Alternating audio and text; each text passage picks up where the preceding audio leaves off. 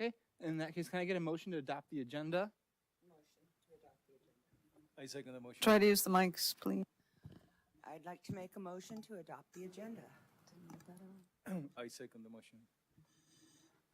We don't have to do roll call anymore, so. All in favor? Aye. Thank you. In that case, are there any oral communications? Yes. Okay. I guess microphone over then. It won't project on the recording if you aren't. Hi, everybody.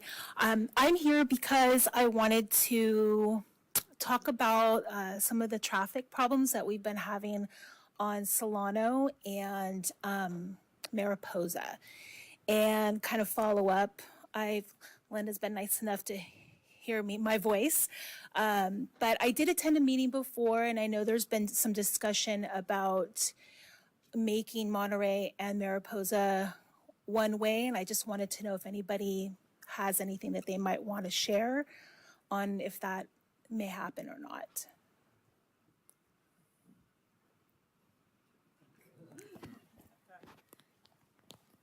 Thank you. Hang around, the item is on our work plan, and we're going to talk about the draft work plan. Great.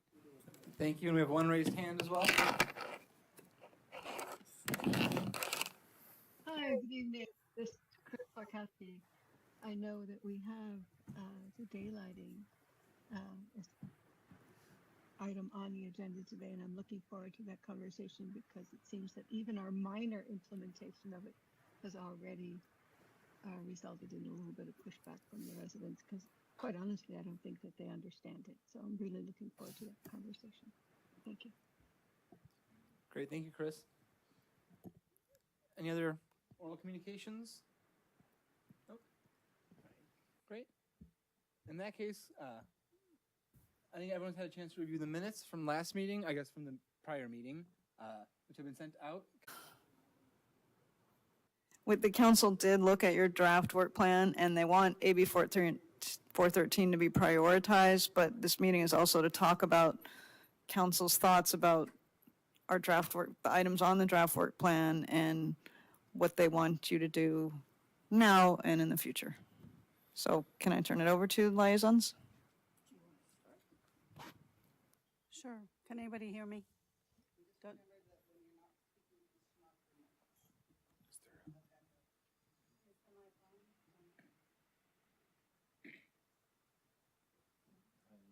It's a faint light.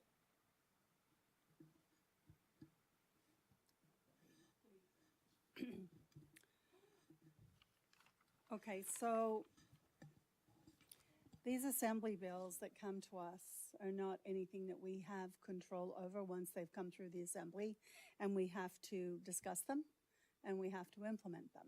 So just for people who might be listening and thinking that we have any power over changing these bills that are already in place, we do not. So I think from my perspective, the best thing that we can do about these things when they come forward is to make sure that we have very good communication to the public in as many ways as possible and as often as possible.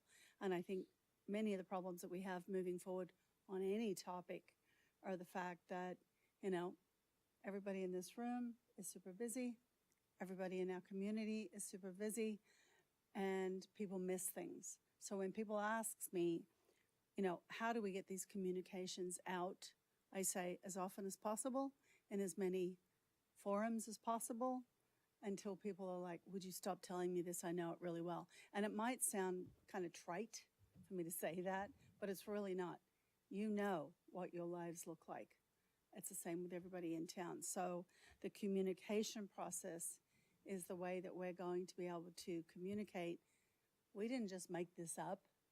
We're going to take these things out of the corners of every street in Brisbane. This is actually coming from the state. So I want that conversation to come out to the community for the reasons I just stated. Thank you. Colleen. First of all, I want to thank the committee for your patience with us in this. I expected as I walked in that you'd be trying to grab me and say, why are you giving us another big project?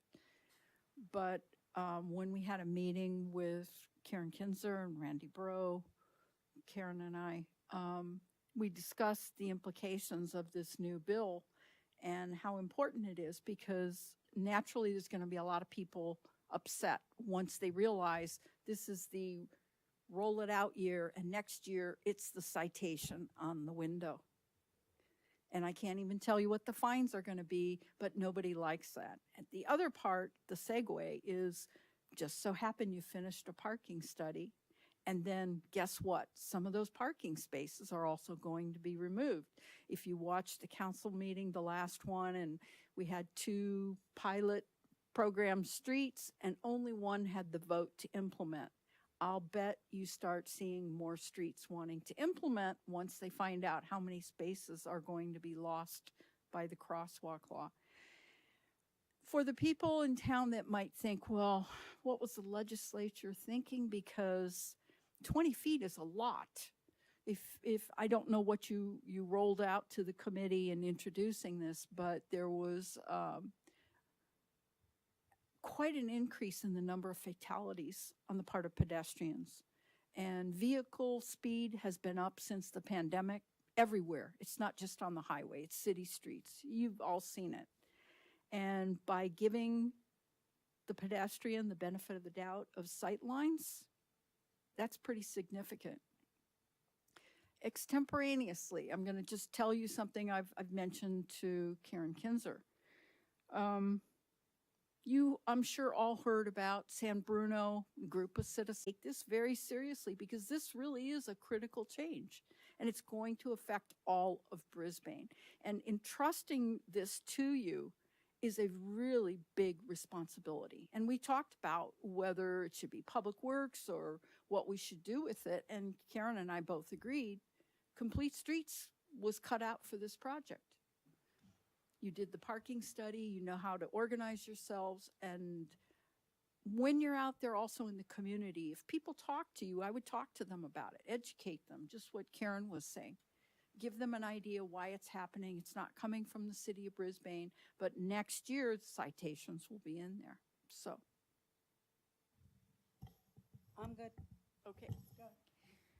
So do we want to go over the draft work plan, some ideas on that? Because I have some notes. Yeah, I think everybody, the committee understands we're going through AB 413, all of Brisbane until we're done with that. But this is also about, you know, what comes next after that's done. We kind of need to have that research done by the fall so that we have a couple of months to get a contractor to go make those changes to all the white line striping too. What's the date on the contract? The date, say, When do we have to, what's the hard line that we have to have this done? Or do we have one? there's not a hard line, but I think if it's in September, we're safe to be able to get a contractor. I mean, if we have very heavy rains, you can't do the striping then, so we, Yeah, we were talking about October as like a really hard deadline to try to reach the council. I think it's just a matter of trying to get it done before PD would be expected to start ticketing. So we want to give everybody a fair chance of understanding that's not a parking stall, it's not a parking stripe anymore. Right, and becoming acclimated to painted curbs or signs or whatever has to be implemented. right, and you were mentioning if anything is going to be different than the 20 feet or the 15 feet from a bulb out, we have to bring that to council, so we need a little bit of lead time to be able to do that too. And I think in some ways, and maybe it's just me, I think it's kind of an exciting project because it's a major change and it's going to be there forever. It's going to be there. So, Karen, I don't know if you want to start on this. I did look over what we received as a draft 2024 work plan. And of course, my first reaction is there is nothing that you should be doing except the project that you're on until October. So it's kind of jumping the gun. But there were things on here that I think we could just go over quickly. And oh, good, we have it up there. The first one, review the parking issues, that's done. So that should really come off the list. The second one, investigation of potential for one-way streets, Mariposa and Monterey between Visitation and Solano. That's been suggested for a long time, even back to when I was on Complete Streets years ago. And I'd actually like Randy with Public Works to bring that up, whether this is something that is more an immediate need, kind of nearer future when the other project is done. What is your thoughts on Complete Streets' involvement on that? I'm getting technical assistance over here. So I would prefer that that be the first one right after it, only because I do see this as a fire safety issue. We have two problems there. Number one, as people are going up Mariposa, and it's everybody. It's parents and people going to the school and the pool. They break traction all the time coming through there, and they have a horrible view corridor to make that right-hand turn. You can't see what's coming to your left. But even worse, some of our fire apparatus, not ours, but outside agencies that come in for mutual aid, struggle making that turn. And they don't know they can't make that turn until they get up to it, and they're like, we're hung up here. And also in the line with fire safety, as in the event that we hopefully do not have a bad wildfire year, but having two separate ways so that you've got a very distinct route that first responders can ingress in on. They can go up Mariposa, and the public can go out on Monterey. The fire apparatus would go up Monterey. The evacuating people would come down Mariposa. It just makes it cleaner. You just keep those two flows of traffic separated. So what would be the involvement that you would foresee for Complete Streets on this? Well, I think the first thing they want to do is grab the name of the lady who spoke early and bring her in as a co-op every speed. So we've got to find a way to control that. But I think it's something I'll let Karen design that. So, Randy, I do live in Mariposa, and I have, a couple of comments. I have talked to some of my neighbors, and just living there, I have more hands-on experience. So, one question is, your thinking is to go Monterey and then turn on Mariposa, right? So is Mariposa going to be? So when you go on visitation, is Mariposa going to be a one-way going up to? So why are you thinking that way? That's my first question. Then the other question, the other comment I have is, I think once we get this, truncating those corners parking lot, we're going to have a better understanding in terms of what to do on that area, because that's also another street that the crosswalk is not clear, where you have the white lines. So those are my two comments. So we don't really want to. I'm basically asking you. Oh, I'm sorry, I wasn't sure if it was a comment or a question. The first one was a question. Okay. Why is that thinking to go to Monterey and then do a loop instead of the other way around? Because when you go on visitation, you're encountering Mariposa first, and then so you could go up and then you could turn down, and also the people that are coming from Littman, they could just keep on and then make a left. So all I'm saying is maybe we need to. So why are we doing Mariposa uphill and right-hand turn? Guess my question. So the reason is what I stated earlier, is that multiple vehicles lose traction making that turn, and fire apparatus are challenged with making that turn. So why isn't it the other way around? Because I'm trying to stop them from going upward and turn they can't make. So that's why I want them to go up visitation, turn right on Monterey, where it's less steep of a grade at the top, and then make a right-hand turn onto Solano. Okay. Does that make sense? Maybe we should sit down. I should draw it out on a map so we can see it, because I know you live there. It's probably more challenging. Technical, point on terms of the radius or whatever Yeah. you're anticipating that it's going to turn, but just from practicality, people, kids, and all that, that's where they turn, to go up. Right, and they've done it for many years, but the challenge is it's still slightly unsafe. And when the committee comes back to this, you'll have the opportunity to go into more detail. We're just looking for a high-level review of these topics tonight. Okay. So on number 3, we've got emergency vehicle access on all city streets for fire safety. And Karen Kinzer, on this one, I believe this is something that our Director of Public Works is actually handling, and I'm not sure it needs to be on this list. Am I correct in that? Yeah, we'd specifically looked at Tulare, and there was kind of a concept there that was waiting for the right time and the right people involved. So I don't know that there are Okay, there is another location, Glen Parkway at Humboldt, that we have concern about. And I think the role for Complete Streets, I'm curious because making that turn safer involves impact to the canyon. So, if there's maybe a community outreach part could be part of involving the committee. If I may, I don't think item 3 needs to be on Complete Streets for any reason until we figure out whether there's anything safe we can do there. That is not the purview of this committee. That is very much engineering and seeing what kind of money we can get from the state to make a safe street there. That is a nightmare. That's not for this committee to take on, for sure. If I may, this has been in the committee before, and there was just one thing that stopped the whole thing. And if that is an easier thing to deal with now, we will have fire trucks that can turn at the end of Tulare easily, and they don't have to, at one point, they were backing up all the way down to San Bruno Avenue. Understood. And that was creating a real problem for safety for a lot of things. And I think I know what your solution is.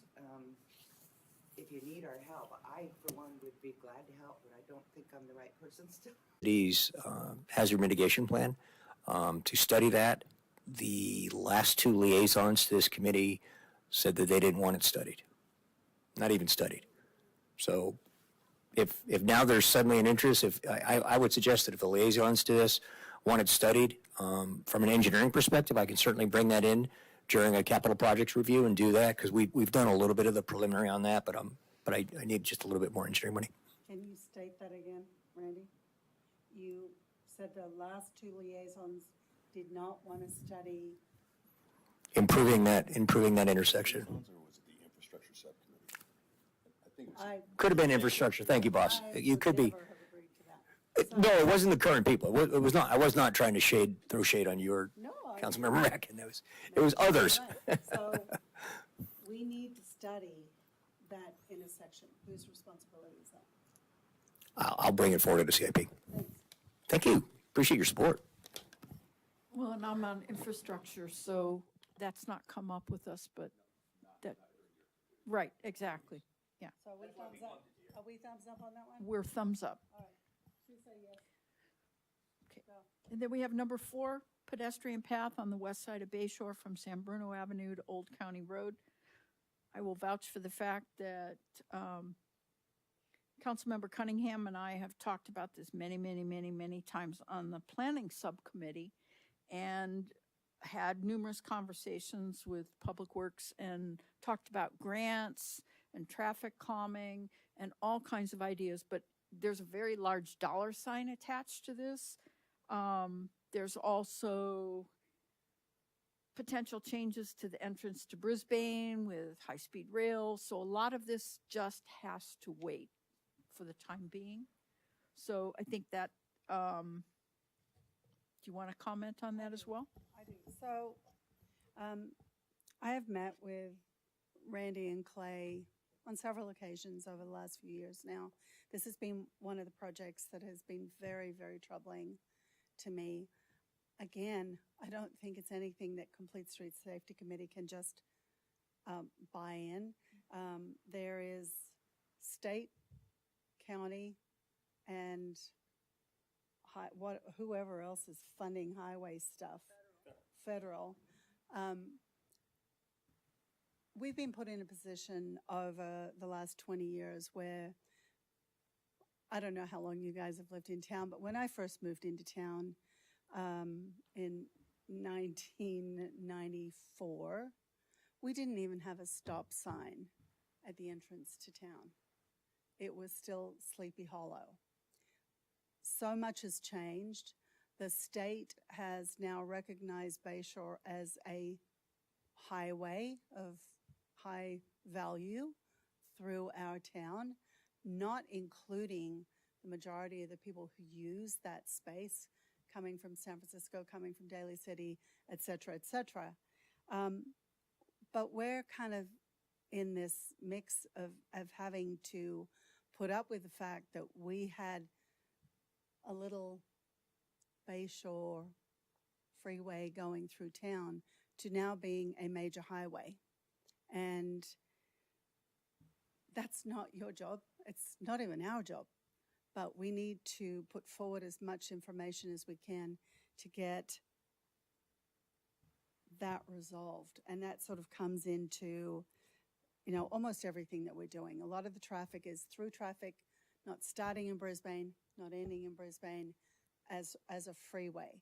So we need to be putting pressure on them to do the funding to fix that problem. We're not getting that assistance right now. So I can't say to you, I want you to fix that problem when the state is, and the county is not even helping us. So there's probably a couple of things here that just need to be taken off the list of things that we can do. However, we have been very involved. I've been with Clay and everybody in this community. Always is the apostle of traffic calming, right? Am I right? Have you heard it? If you haven't.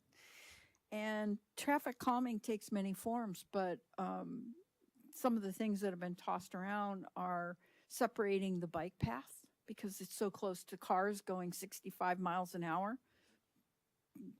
Just take their breath away on the bicycles. And then also there are sidewalks, and then there are areas along there that have no sidewalks. And part of that, in some things that we've looked at, you elevate the sidewalk so it's not at the same grade as the street. But all of these things take a lot of money.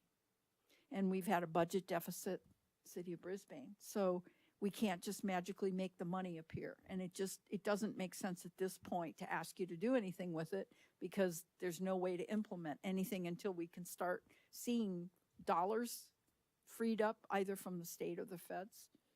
So just that kind of brings you up to speed. We have been trying to look at that. Just want Anything you to add wanna one add? thing is that in February, staff did present that Safe Track report to Complete Streets. They're all nodding, and they gave some good comments, were very much supportive of the idea. And if we do have certain grant applications, we would want to hear that Complete Streets still supported going forward. So, we did review in the committee the UC Berkeley study, and at that point, it looked very nice. They were suggesting what you were saying, separating bike lane, doing a diet, and et cetera, et cetera. But then I thought about it because that highway, it is more just, it impacts other areas in addition to Brisbane. And also, if you look at the Crocker Park, there's a lot of business, and the business community, they use that to go to the different major highways. So whatever that needs to be done over there, it needs to be done in a way that, we just don't make it entirely for pedestrians or bicyclists, or try to. So we just need to be clear on what the goals are, because it might not be just one goal, but it's definitely an interesting area to study.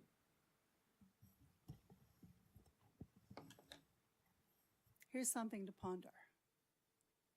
If we make it difficult for the people who are speeding through our town to take other routes elsewhere, we should do that.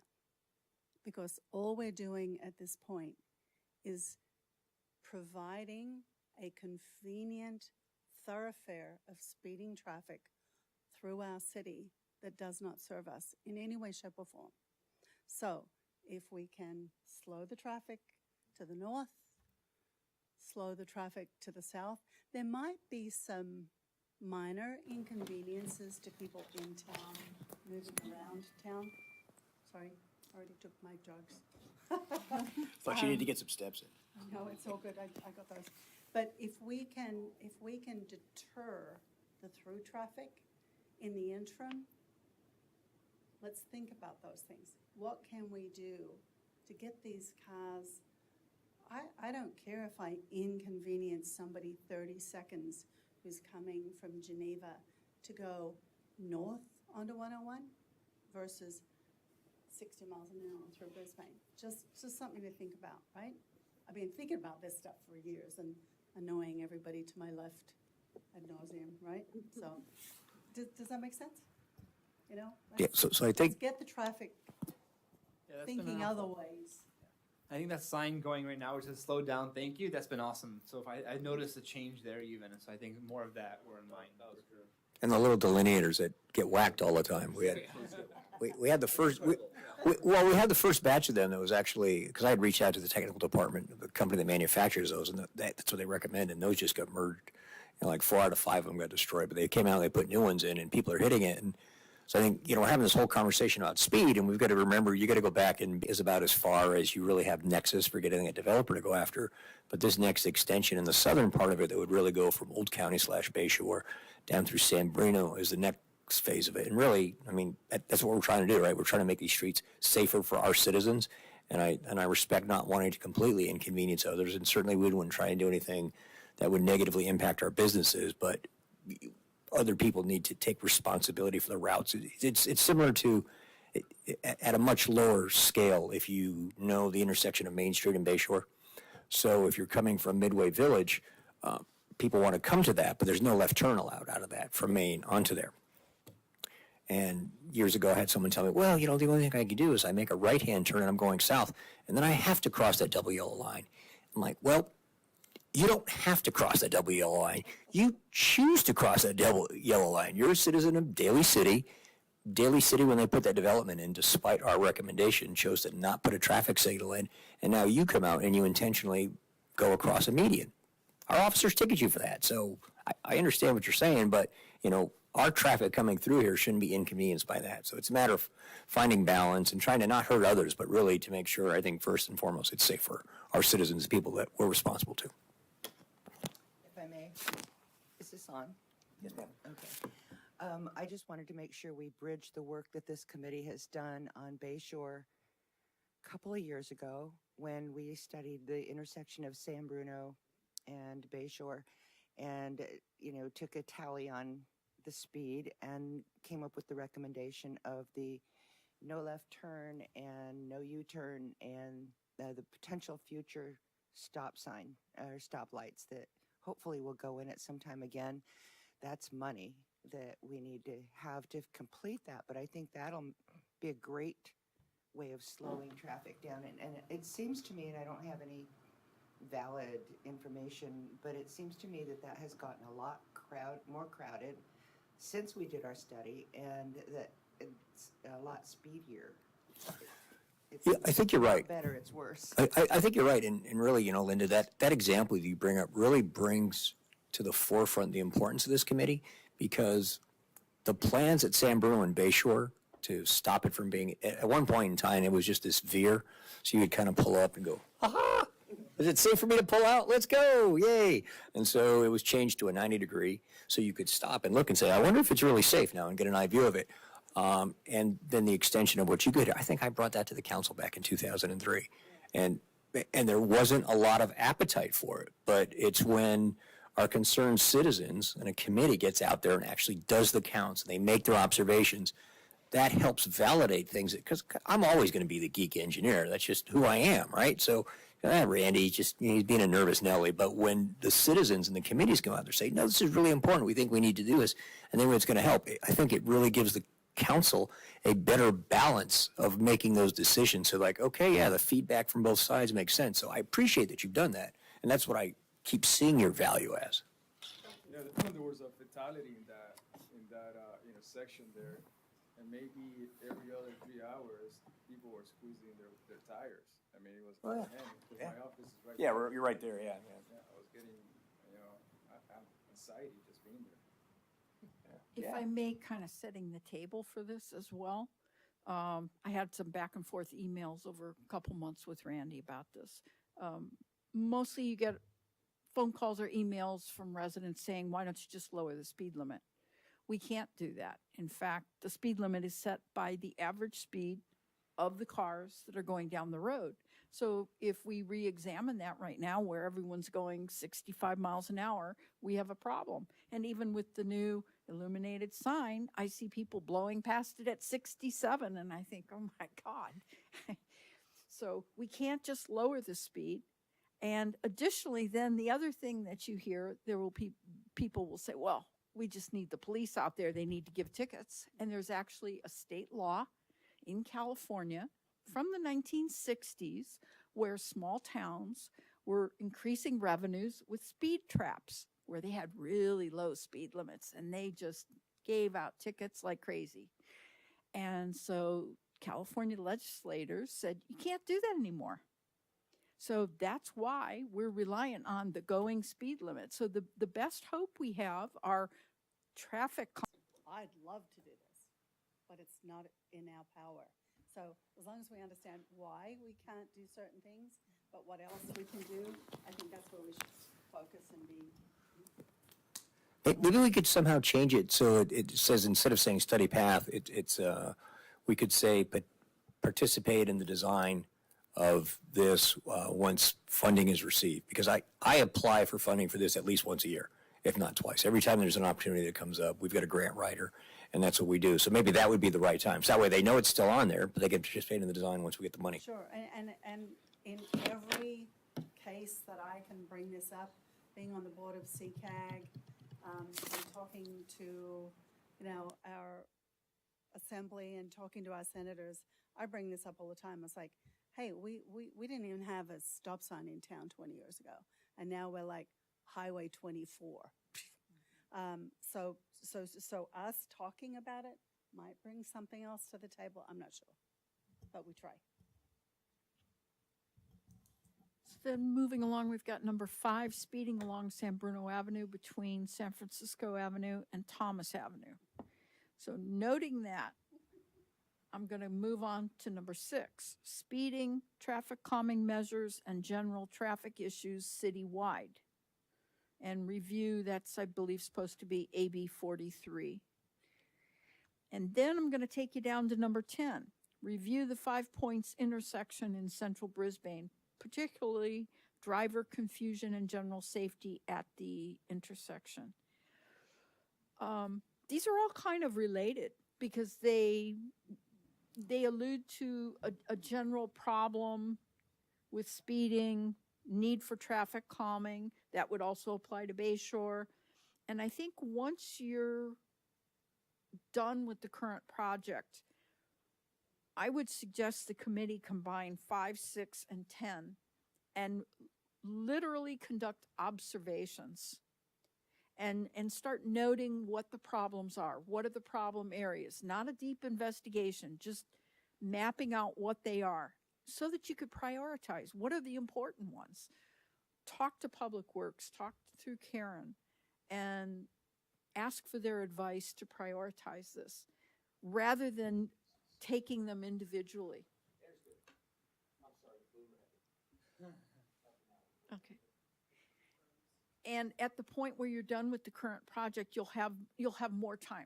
It will also be like a palate cleanser compared to all the detail you've been dealing with, to just look at a big overview and come back on that then and say, okay, here's what we found. What should we do with this? And then we've got number 7, bike lanes and initiatives encouraging bicycling. I'm not sure what the committee had in mind or where or how this came up. I think with that one, that came up actually from a comment, actually. I think that came in a couple months ago, right? From a resident. Concerned resident. Yes, Yeah. okay. Talking about looking at improving bike lanes and bike corridors, I think with Bayshore and with Old County Road. Old County Road. Okay. That also kind of segues with the other items, though, when you take a broad look, because the change in the crosswalks is going to affect intersections. The possible configuration of things on Bayshore is going to affect it. And then maybe you want to, as an overview, just look at bicycling, and are there preferred roads that maybe are the bike paths that you would want to recommend for improvements. But in that overview, you'll start seeing some of those things. Can I add to that? It's on.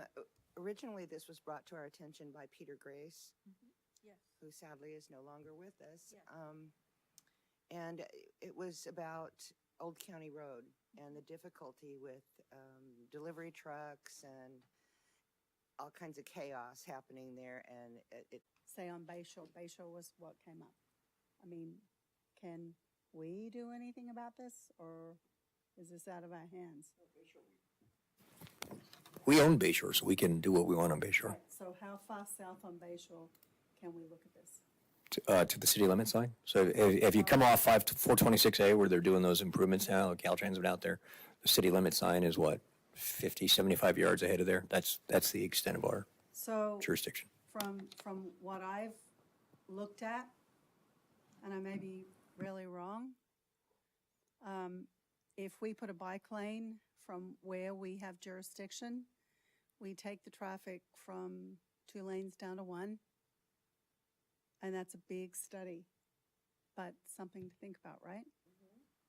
So traffic calming, 2 lanes down to 1 brings me back to my point of taking people who don't need to come through Brisbane out of Brisbane. But that's a long-term thought process.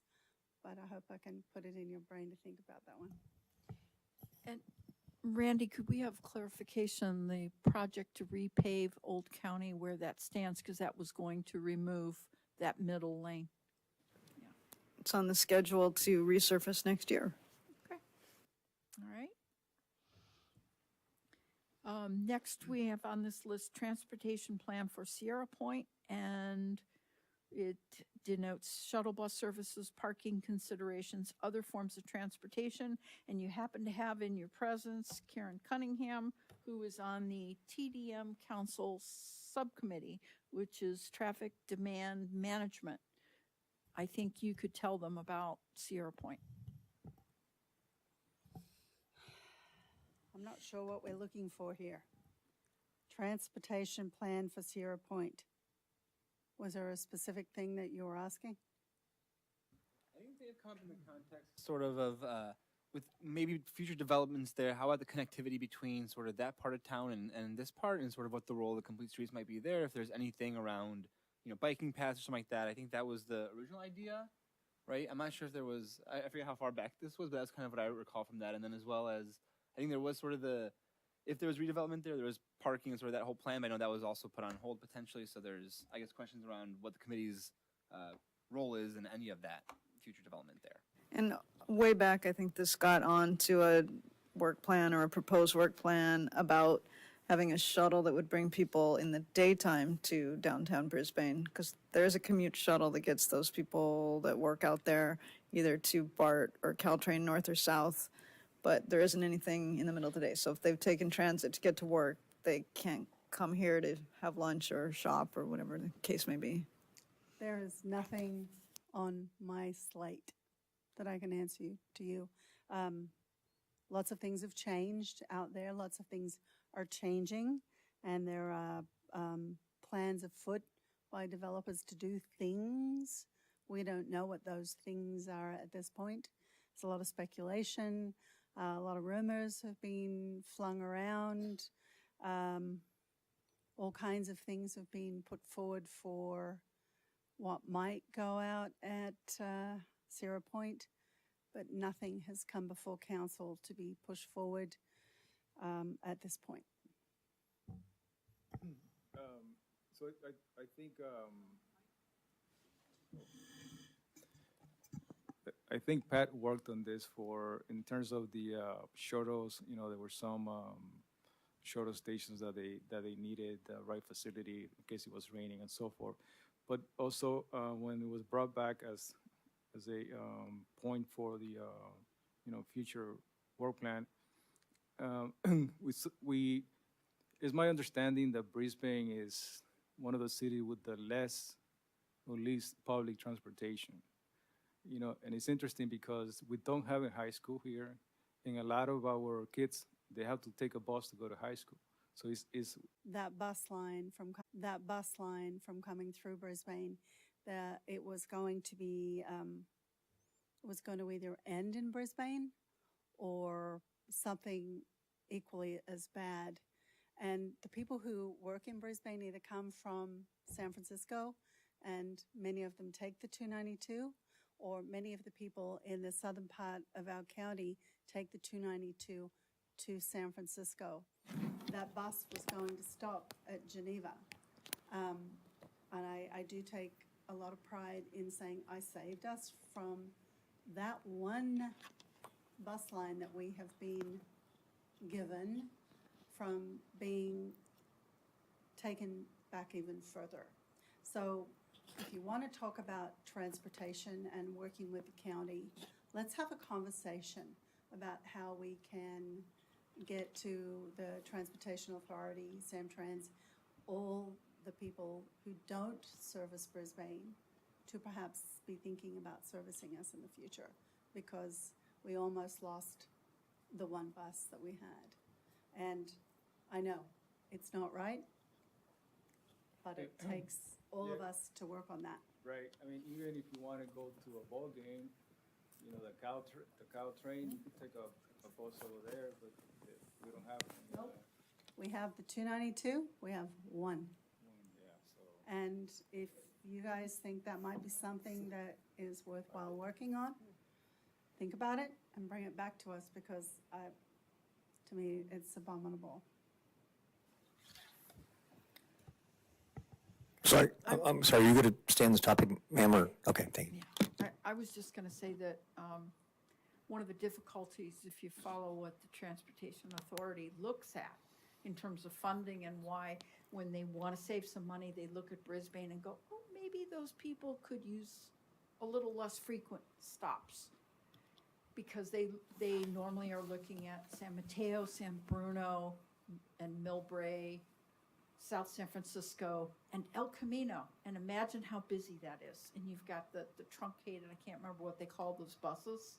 So they're looking at that and the volume and all the giant housing complexes being built in South City. So you look at the population of Brisbane saying, we need more public transit. And they go, how many people are going to ride it? Now, I would give you one idea to think about. One day I was in Burlingame and I was in a store there, and I saw this shuttle go down Burlingame Avenue. And it says the Burlingame Shuttle. It's funded by all the businesses, and anybody can hop on it. So they'll take people from campuses with businesses into town to eat, to go to the shops, and it circulates. Something like that could work in Brisbane. We don't have the population yet. We don't have enough of the businesses yet. Potentially in the future, that could be funded, because we've got Christine Florkowski is on this meeting tonight, and she contacted the council recently about the sad state of public transit for anyone living up on the hilly streets, getting older, who maybe isn't going to drive, and how are people going to circulate around. And a shuttle, if it's funded by businesses, it's going to be driving all the time anyway. That's one potential way to get this to work. But again, we've got to think maybe more long-term, because I don't know that the Transit Authority is going to want to fund more transit specifically for Brisbane, but the businesses might. Clay, can you just explain to this group that, we had the shuttles for taking some of our seniors to various places, and that service was cut out completely because it was costing so much per ride because we had so few ridership. Can you explain that, please? I think you just did. You want to use this mic? Well, I don't know that I can really add more to that. I Okay. mean, we're doing the Got Wheels program to try to fill in a little bit of the void, but, you said it right. Yeah. I mean, because our population is small, and we're asking for state, county, state funds, they just look at us and kind of laugh sometimes. So it's not that we're not trying. Not only that, but if you're thinking about things that are interesting moving forward, all of these startups are looking for small places to try out their startups. So if something comes up, tell me. You know, there's a whole bunch of these small setups that are riderless shuttles, and we've been talking about them for years. And over time, various companies have come forward, and we're like, yeah, this would be great for Brisbane because Brisbane is a small place. But if you think of something, if you hear it, say so, because we might well be, you know, that place that they want to try us out. You know, a little shuttle running up and down Brisbane, I've talked about it for years. Going out to the Baylands, going out to Caltrain, going here, going there. Driverless shuttles that look like little go-karts from, you know, golf places. That might be our answer. I don't know, but it's worth looking at. So as far as Sierra Point goes, it's kind of an interesting outlying area to look at. When it comes to the shuttle bus services, in recent years, both the county through CCAG, the City and County Association of Governments, and the city itself have revised our transportation demand management plans. And really the reason we went after that was TDM plans and the developers' ability to show compliance with them was really kind of a cafeteria plan. Like, oh, you can pick this, we'll put a bicycle locker, we'll put a shower, we'll call it a winner. And what both we and CCAG saw was that we needed to be more prescriptive. So at Sierra Point in particular, we're requiring the developers to participate in commute.org. And I see that more because I'm on commute.org supervisory committee, and I see that happen. And also at the same time, we are trying to ratchet down the parking requirements, which has an interesting back and forth balance because the developers come to us and say, hey, look, guys, I don't really want to build parking garages, but all the likely tenants tell me they need more spaces that I'm going to put in under your requirements. So that's kind of an interesting push-pull. I think oftentimes, and I haven't fully got to the end of it, but I feel sometimes we are dealing with large biomedical companies that are perhaps situated in the middle of the country, and that's the type of parking they're used to, and so they don't care that it's out here in California that we want to be on buses. So I think the shuttle bus for commute is sort of solved. It's on the way of getting better. The parking considerations we're working on. As far as other forms of transportation, the development that's going on right now on Marina Boulevard from that first building as you come in right across the street from the DoubleTree, we used to call it the Darth Vader building because it was dark and black, and then the one further down was the Luke Skywalker building because it was big and white like one of those walking robots. But so that development, the Darth Vader building is 1000 Marina, and they have a plan, and it's a plan that they're going to construct, actually extends the Bay Trail all the way from the northern part of Sierra Point, past their development at 3500 Marina, past 3000 Marina, past 1000, and it's going to drop in at that intersection. So when that's done, you really will have bicycle connectivity, really clear bicycle connectivity in our existing Class 2 protected lane all the way out to DoubleTree. Then you can jump across the street and you have that. So I'm not sure, that there's a whole lot for this committee to look at out at Sierra Point. One of the issues that was brought up, and I hear it, and I think Burlingame does a great job with it, but if the businesses in town really wanted to and really thought that they could entice people from there to come into town, they're sponsoring a shuttle bus makes good sense. But honestly, if you look at the developments going out there, they're biomeds, and you look at what they put in there, right? Because biomeds and these big companies are trying to keep their employees on site, right? They don't want you to ever go home. They want you to work a 12 or 14-hour day. That's why they have dry. Anyone else on that? No? Okay. Number 9, receive and comment on Baylands transportation circulation plans or other proposals referred by Director of Public Works or the city manager. I don't think we're there yet. That will come to you when that is in its time. Number 10, I already talked about potentially looping together with number 5 and number 6. And then we have the last one is investigate possible improvements to parking and the impact of Bayshore Boulevard on the general conditions at the mobile home park. And I was not sure what the committee was alluding to there. So, I forgot the, I think you need the mic. I forgot the lady's name. I think she is the supervisor of the mobile park. Nicole, and so there were some conversations or comments from her that a couple of things. There's a lot of debris that is constantly, making their way to where they have their, parking space on the parallel to the Bay Shore. So she was saying, how can we improve that? That's a tough one. But she was also concerned if we start looking too much into it, that we might even take away her parking spaces on parallel to Bay Shore. So the thinking on this point is to see how can we reach out to them, because they're the ones that are very exposed to Bay Shore, and as we know, Bay Shore has a lot of cars that are speeding, and sometimes you don't even have to have a crash for a part of your car to come off and ends in somewhere near the mobile park. I don't know that I have an answer to that. And it goes to Randy, and there was talk, again, council subcommittee level of, you heard Councilmember Cunningham bring it up, of narrowing down near the mobile home park to 2 lanes instead of 4. That would accommodate a lane for those cars parking perpendicular at the mobile home park, maybe to access getting in and out of space is easier, but we're not close to anything there, and that I'm sure that would take a little bit more study, and that's again, you're back to dealing with the entire street design. So, Yeah, I agree with you 100%. I mean, it really does come down to is we need to slow traffic in that vicinity. That's what makes parking challenging. I mean, if you're driving down Visitation Avenue, it's not a big deal to be pulling out of an angled spot because people are going slowly. But when people are whipping by you at 67, if that's what's registered on the radar, well, yeah, nobody has time to react. You don't have time to react as you're backing up. They don't have time to react.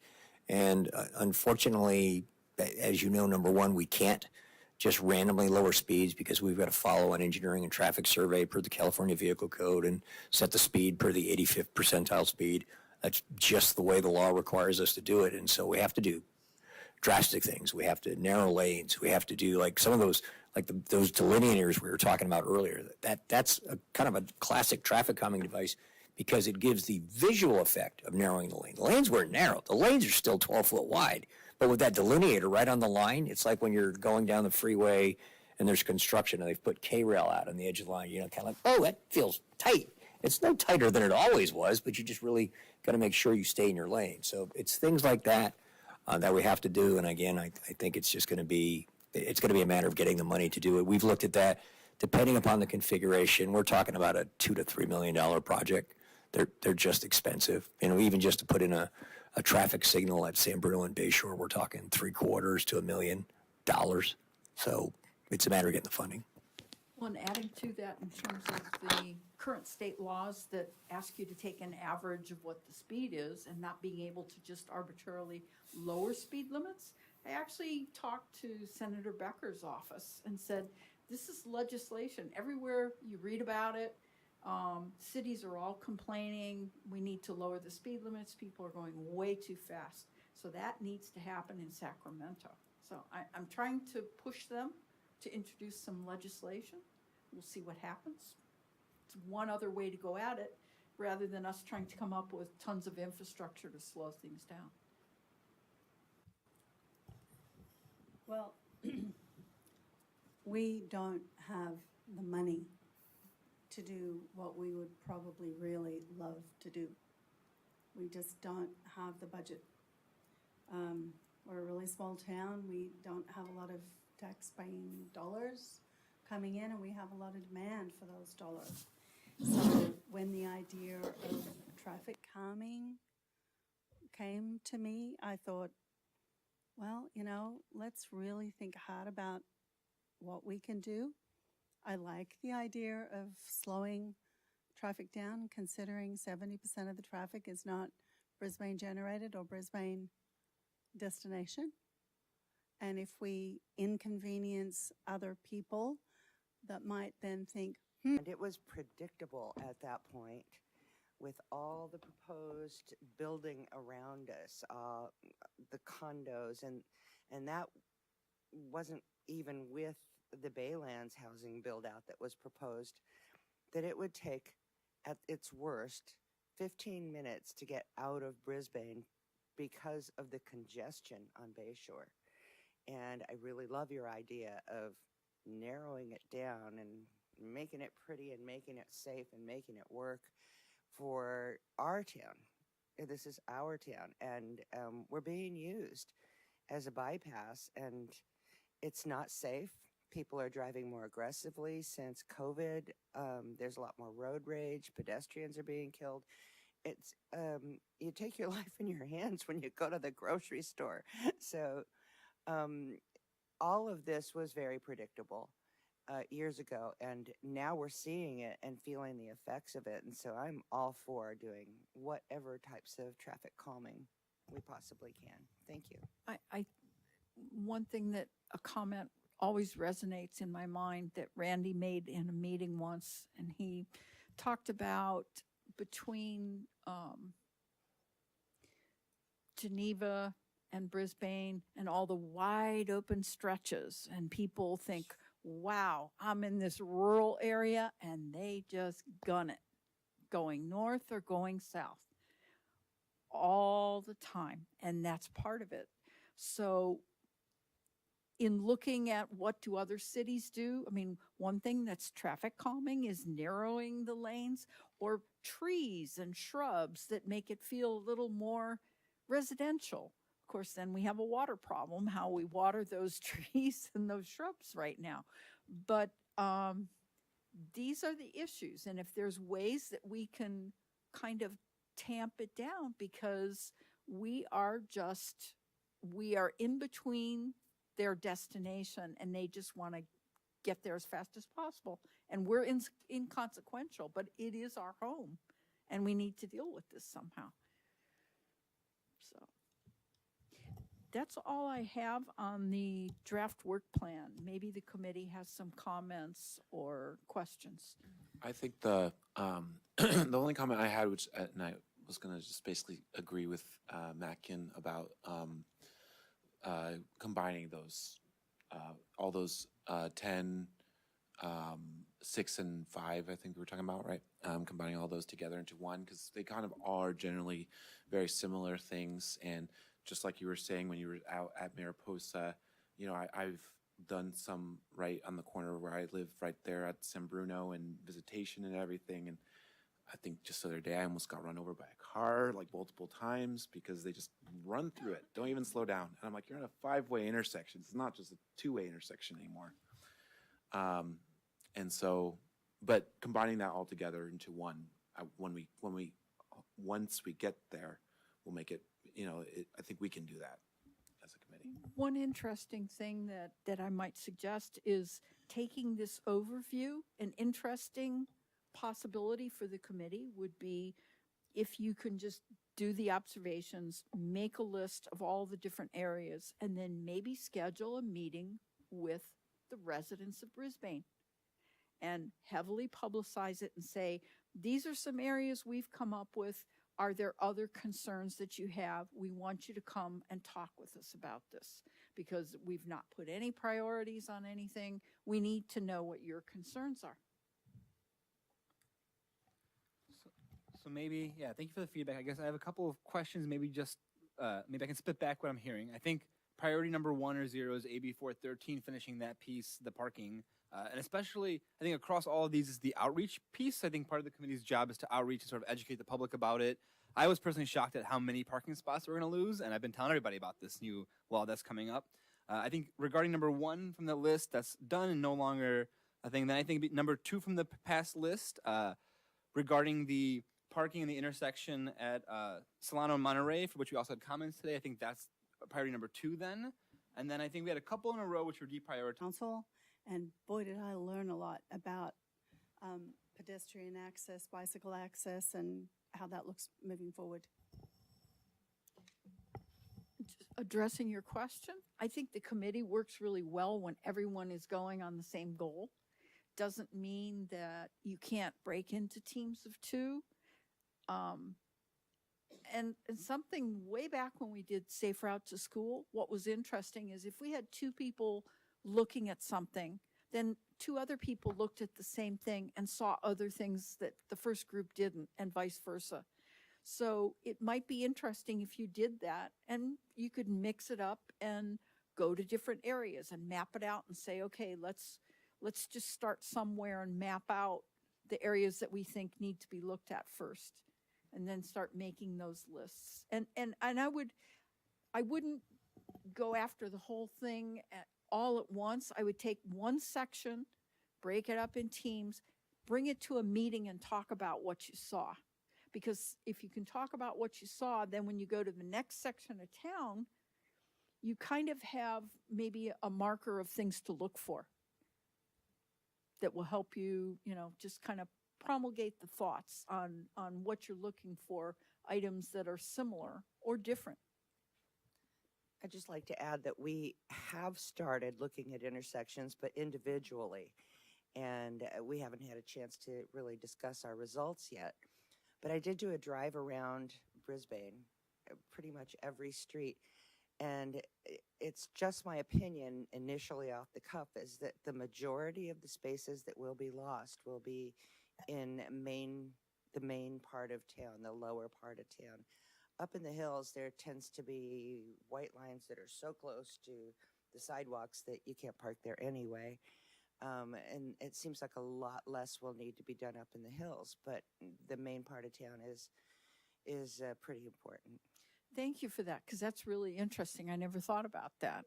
And that'll be interesting to residents on different streets, how it's going to affect some areas more than others.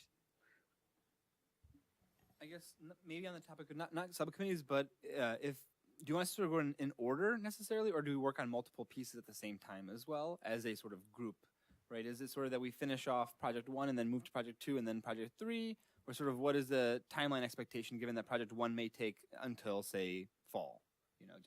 I think the ideal thing is finish the project you're on, come back here, because then you'll have a lot of observations on the crosswalk situation.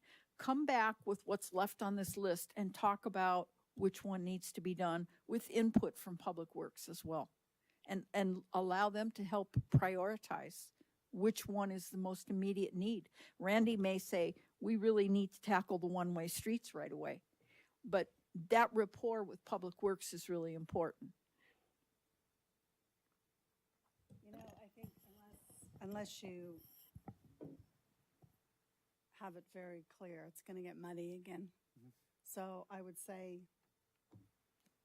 prioritize, work on one project, get through that. If something comes up that suddenly becomes an emergency, looks like we've kind of gelled this down a little bit, but if something becomes an emergency, that can always change. Just because we say these are the priorities, remember, change is what happens every day. So don't think that we have to stick to the same thing because this is what we said. If we say, hey, number 7 just became really important, bring it back, change it. That's what we do all the time. So I think that's a good approach, especially when we do this type of public meetings. We have public participation, and if we could just go in talking about one topic, they get discouraged. So having dealing with different topics, and even depending the type of topic that they bring, we will bring it to you and see if it requires an emergency. If people have a question that they think is important, I want to hear it. It can go straight to council as a comment. Just because, we've prioritized a list. Yeah, and I just want to confirm that our priority right now is our current assignment. But recognizing that Lisa has come in because of a nightmare that happened on her corner of Solano where she lives. It's not going to be ignored. Yeah, I hate to see that go unanswered. But that's not your job. Right. That's my job. Okay. Lisa brought something up that is a problem. That is the council's job and the staff's job to deal with. It's Okay. not your job. And we have done observation at that corner also. Oh, So, I've seen it. yeah. I know what she's talking about. All right. I just wanted to clarify. Yeah. Thank you. It's just not, don't get bogged down in the weeds. And I think the other The other thing I also heard was that we should think creatively sort of around funding constraints. So for a lot of these projects that have been deprioritized, it's mostly around funding. So if any other ideas come, creative things, driverless shuttles, anything like that, we should bring that forward also, think outreach wise and be creative there. Unless you've got the budget in your hand, you bring that forward. Because if it's a good idea, we put it out there.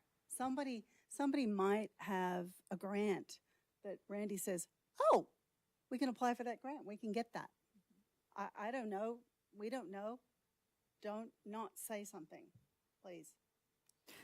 I'm sorry. I just add to that. I mean, you've got the internet at your fingertips. When I go, wow, what could we do with this? I go on the internet and I look and see what other cities across the country are doing. And you go, wow, well, they did this. The other thing is that we get periodic updates on grants as they become available and application deadlines. I watch them. I know you all watch them. And if you bring these things up, then we're kind of on the alert to look for those grants. Before we close this item, since in the past we've been asked, do you want to see if there's any public comment? Because we have a little participation. Yeah, is there any public comment or participation? Oh, I see.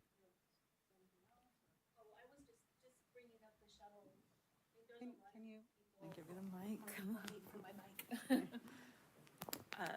I think bringing up the shuttle conversation, I think that it's a wonderful idea. I also think that there are a lot of residents that if they were, talked to maybe about like a resident shuttle, like somebody that, like my mom, she's 80 years old and she's retired.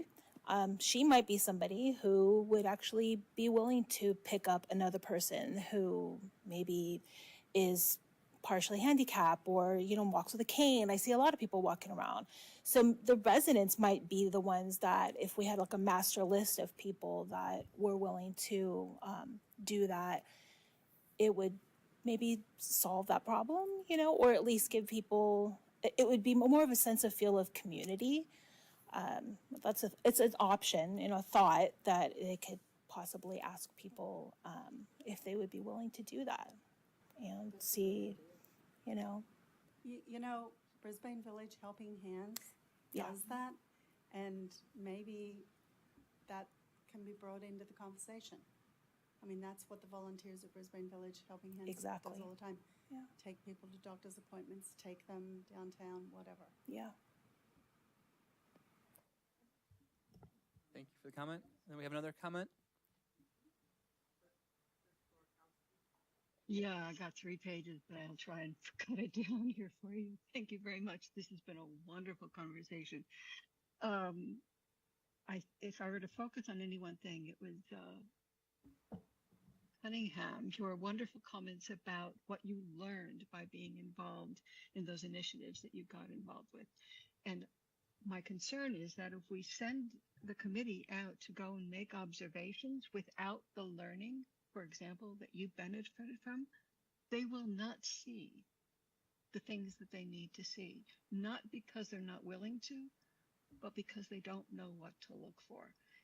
Once you get on a bike and try and ride through this town, you will see this town very differently, I promise you. But if you've never gotten on a bike and done that, you will not know what that experience is like. That's just an example. For example, that those washboard dividers on Bayshore that keep the bike lane separate from the driving lane, those are ridiculously dangerous for a bicyclist. When somebody's double parked in the bike lane and you've got to get out of the bike lane and then back into the bike lane while traffic is zipping by you on Bayshore, that's terrifying, I want you to know. But are you going to know that as a driver? So, Linda, when you drive around town, respectfully, I appreciate that you made that effort to go around town and take a look, but you're in the car. And so you have a driver's point of view. Inexpensive, short-term implementations that we can play with, and literally play with to see what we can find out.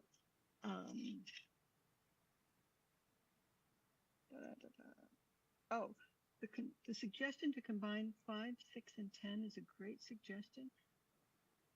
I want to ensure, though, that it's not simply about automobiles. It's about automobiles, bikes, pedestrians, and other ways of moving through town and being in town. And I propose that what we do is rewrite that, have the committee rewrite how they understand that, send it back to the council to make sure we know what's being asked here, because it sounds like it's really confusing right now. As for the shuttle, at the last commute.org meeting I attended, I learned that they're not planning on expanding service for Caltrain when Caltrain goes electric and effectively doubles their service in the fall. That's kind of disappointing to me, but I'm sharing it with you because if we're having any assumptions about commute.org providing us service, they don't have a budget, so we're going to have to figure out some way to help them out. Because we're losing an opportunity here in Brisbane, doubling service from Caltrain, but we won't be able to get to use it.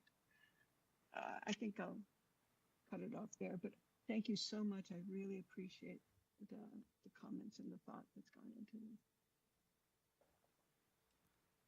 Thank you for sharing. Yeah. Any other comments or from the public? Anyone else? I just would add to Chris, thank you for what you said. And I don't know that there's a magic bullet when it comes to training.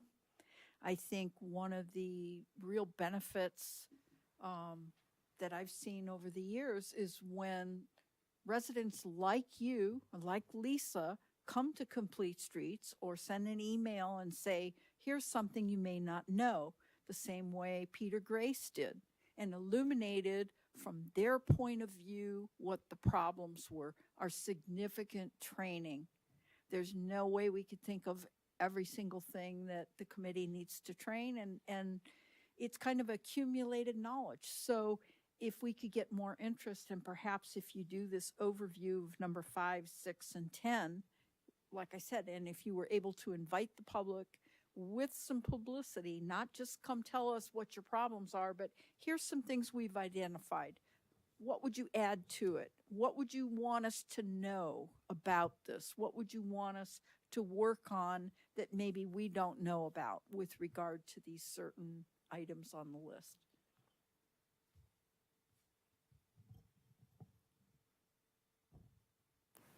So I believe that wraps up the work plan discussion, and we are next going to, we'll get the agenda back up, talk about the implementation of the study of AB 413 by the committee, and this would be an opportunity for the liaisons to, we'll have a quick break if you would like to.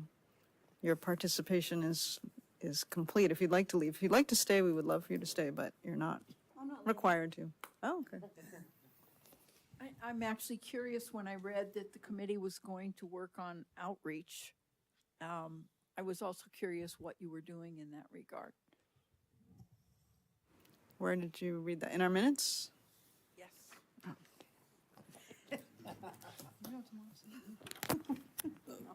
Are you ready to take this? Well, regarding the assignment itself, in March, well, as you guys know, our last meeting was canceled, but in March we did assign them. Angel, could you put that map on of the zones that the committee walked? It's, yeah, right, that one.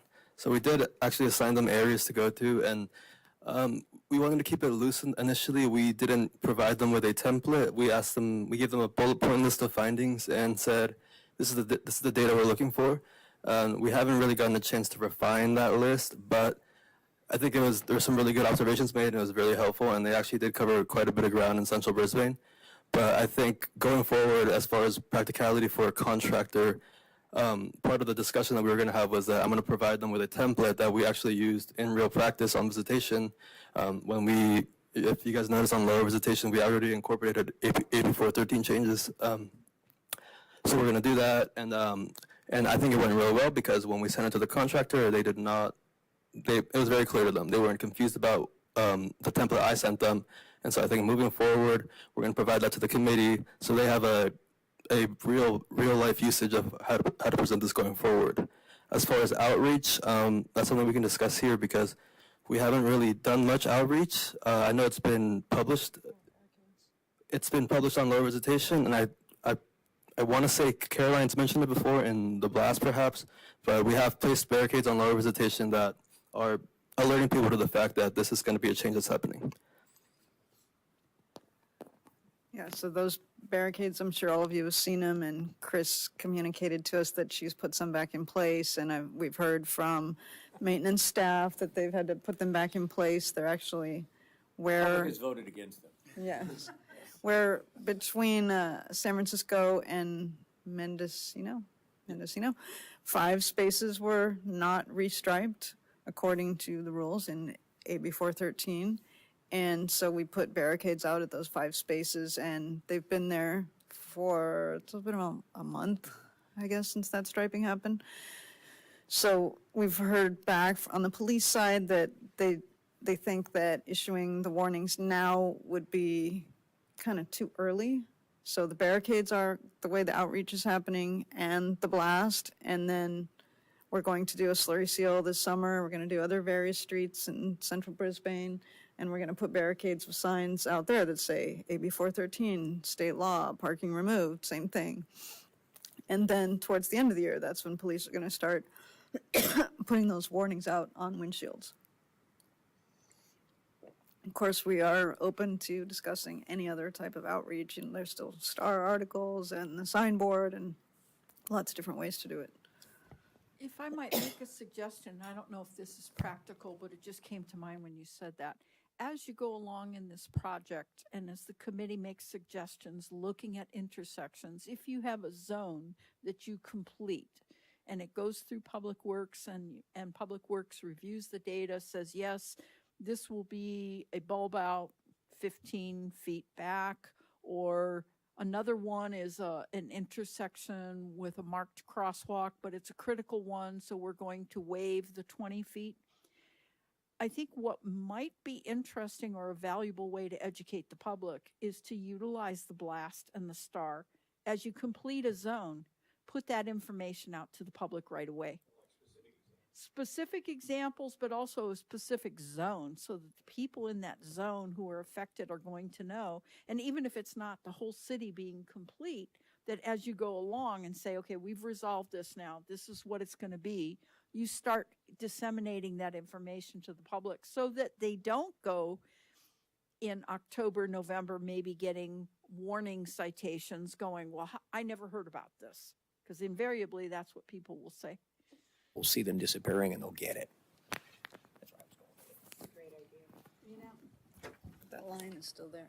You know, every time I'm asked the question about how often should we do something, and people will say, you know, am I really bugging people? The answer is always the same. All of us are super busy, right? How often are you reading the blast?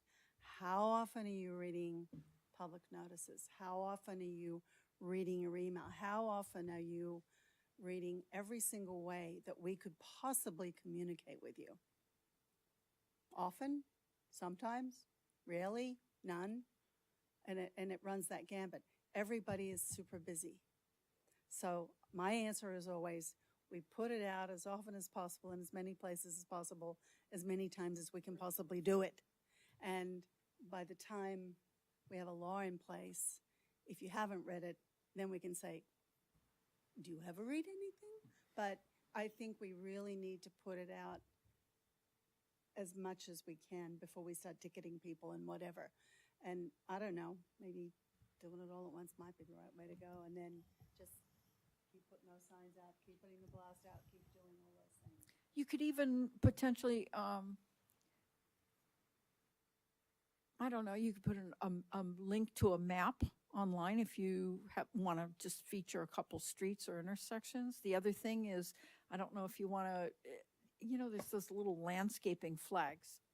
I'm just trying to think of a way that you could start marking places and go, you know, this spot is going to be designated as a non-parking area, just so people would get used to seeing things like this. Yeah.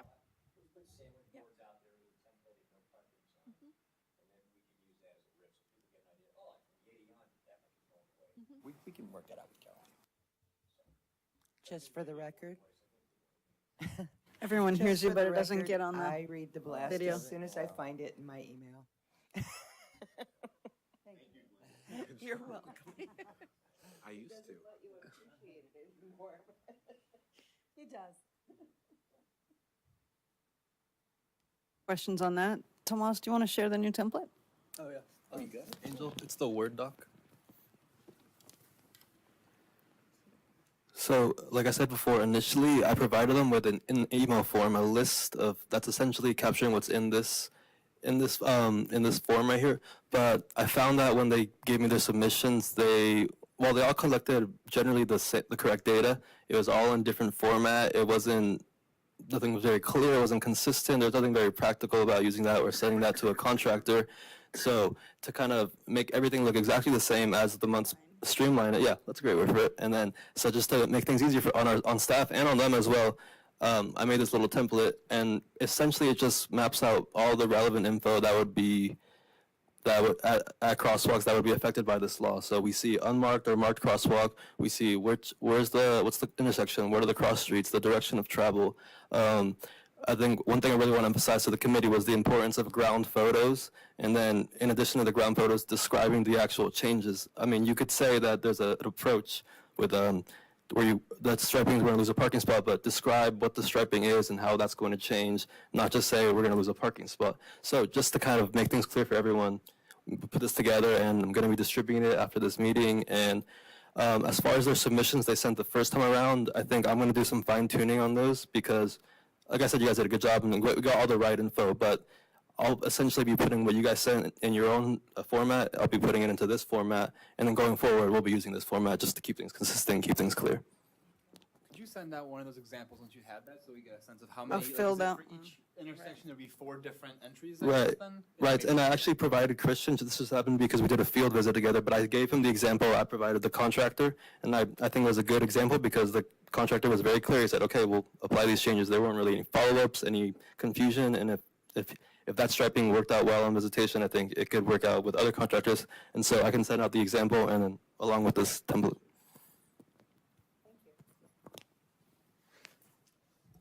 One other suggestion, as long as we're talking about the blast and social media, is a lot of times people don't like to read as much. I'd suggest a photograph with Public Works and some members of Complete Streets actually at an intersection. If you have a tape measure and description underneath what the project is that you're working on, the more we talk about it and they see visuals of it. And then, as Randy said, using sandwich sign, whatever, photograph of what to expect and what that means. The more photographs, the better. And our communication staff has trained us that they want visuals with every little blurb. I think we need a why as well. Why are we doing this? Keep telling people why. We didn't make it up. We didn't make it up. We're not just doing this to make you crazy. Why are we doing this? Absolutely. Well, even those side streets, just showing the visual of a car coming out the side streets, how they can't see, and the oncoming traffic. These are the problems, and this is why. Maybe a before and after.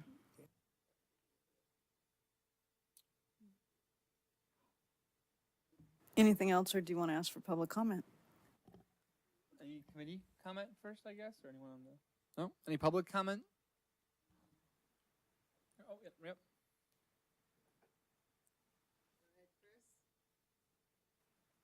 Hi there. Yes, thank you.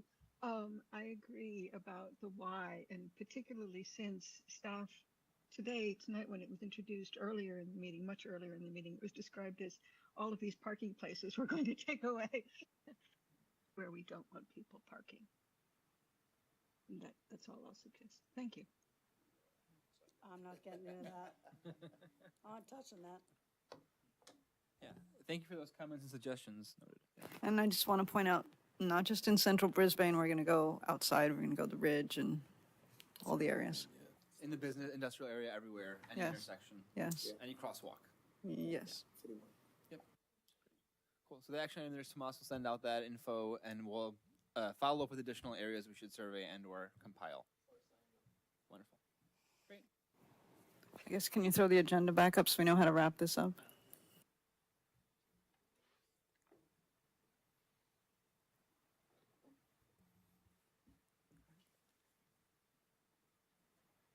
on the agenda then, I guess is new business, of which we have none. So then staff updates. We've covered a lot today. I don't think we have anything burning that we need to update you on. Thank you. Chair and committee member matters. I don't have anything. Anyone on the committee? Not tonight. Wonderful. I guess, do we, with Patrick, has that been decided? Do you want to just comment on that real quickly? Yeah, Patrick submitted a resignation. He was traveling quite a bit and he wasn't able to attend the meeting. And as I understand, I've been told that he didn't want to hold a space from someone else that could contribute during the time that he wasn't able to attend. Can I offer a suggestion? Patrick served long and hard and was a fantastic leader. Could we maybe send him some sort of acknowledgement from the council and, or at least our liaisons and the committee? I really admired his work, and he was a great leader as chair for several years. So if we can do that, that would be awesome. Thank you.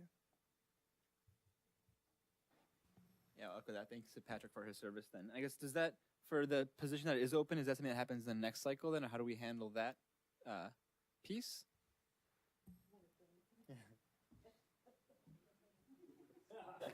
Yeah, the city clerk isn't here. I think that the recruitment just closed, like the overlap was his resignation was shortly before. The council tomorrow night on the status. Great, thank you. Yeah, that's all from, I think, mine. Anyone else on the committee? All good, great. All right, in that case, I think the next meeting is set for June 5th.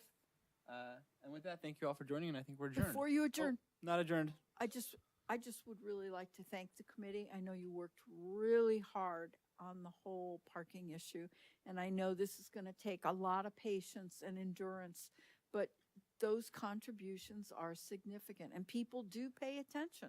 And I think the more you do, the more they're going to pay attention, and you're really doing an important civil service.